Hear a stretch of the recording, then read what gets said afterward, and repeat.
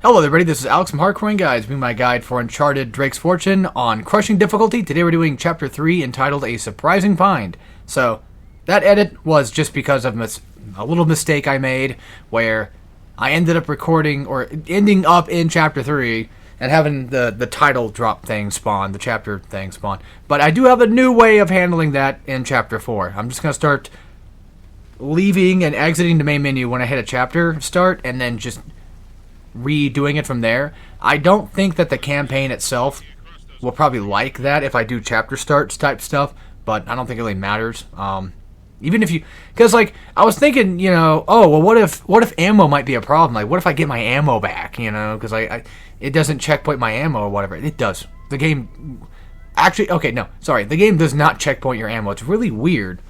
At least I think it does, and we'll see more of that in Chapter 4. Also, I did lie. I made a small little lie, and I said that Chapter 2 is a mix of platforming, puzzle, and shooting, right? And I was like, oh yeah, you get to... Or fighting, action, right? Well, no. Chapter 3 has the action in it. I just completely forgot about that. Over here's a treasure. You don't need to go get it. If you're just playing for crushing mode, then, obviously you don't need to go grab that, because at this point, it's Uncharted 1. You probably should have platinumed it by now, except for maybe the brutal mode. If you're doing the collection version. I could have done this one in all entirety. I could have just done Uncharted 1 on the PS3 version instead. That way, I do the original one that I was going to do a long time ago. So I've wanted to do Uncharted 1 for years now, fellas. For years.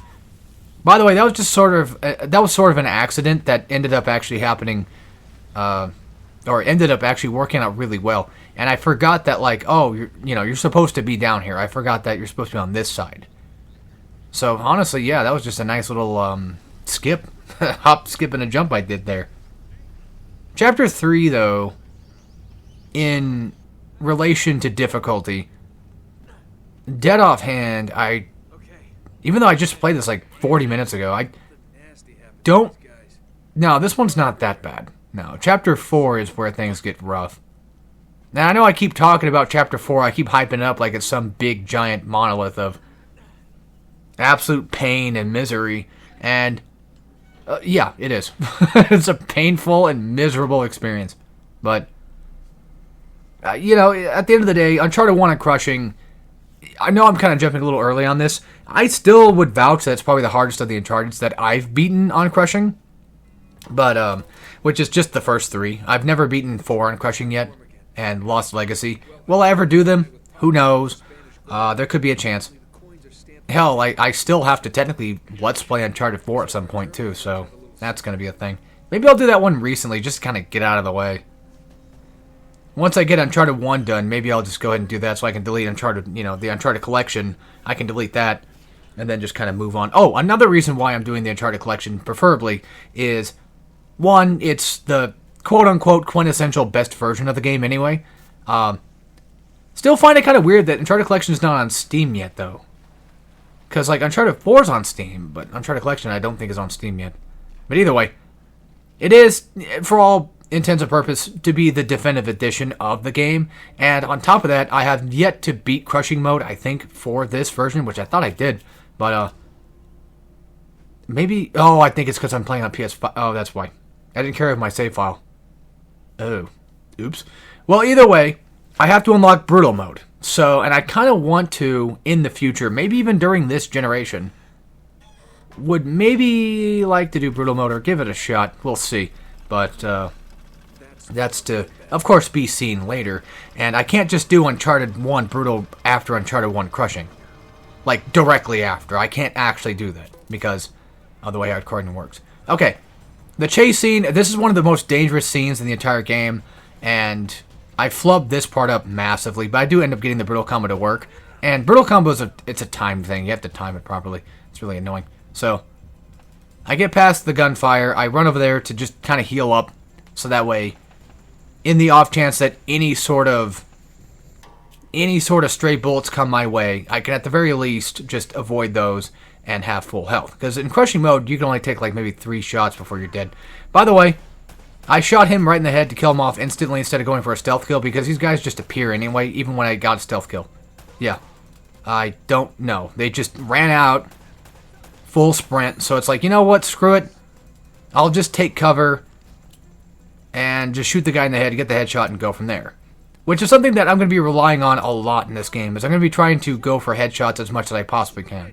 And then, of course, the cover system, I'll be using certain cover to my advantage, because the cover system's just really wonky, but I can use it really well if I'm not actually using it. So, for example, like right here, I'm not actually hitting circle to take cover. Instead, I'm just aiming in. And something I was going to mention in Chapter 2, but I'm going to mention now instead, is that I do have aim assist on, and I think that's just like a default thing. I did change up the sensitivity because it was bothering me, but at the very least, I should in theory have aim assist, because it looks like it's actually on. But if you guys don't mind me having aim assist on, that's fine. But most likely by now, I'll probably be like 10 chapters deep by the time you guys see this video, so who knows? You know, it might be too late to tell me to turn it off.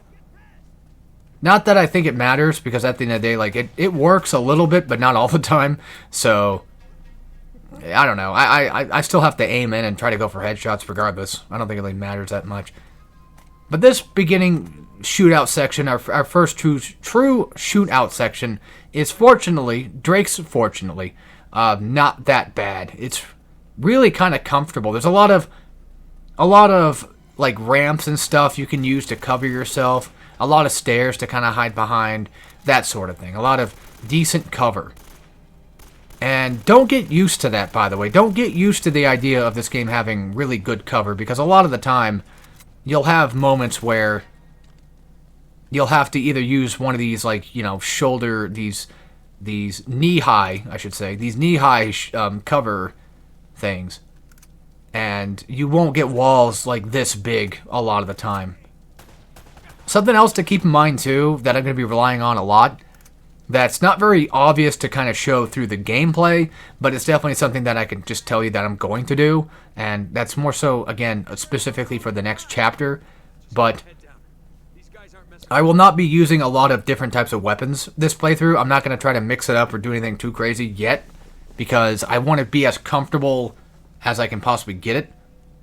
And using ranged weapons is my preferred go-to. I just, even though the shotgun is really good, and if they happen to try to flank you, or the enemies try to get close to you, or whatever, like, yeah, sure, the shotgun's great for those types of moments, but at the same time, I could just whip out the AK and have not only a ranged weapon that does pretty decent damage, but at the same time, something that I can use to blind fire and, you know, hope and pray that it works.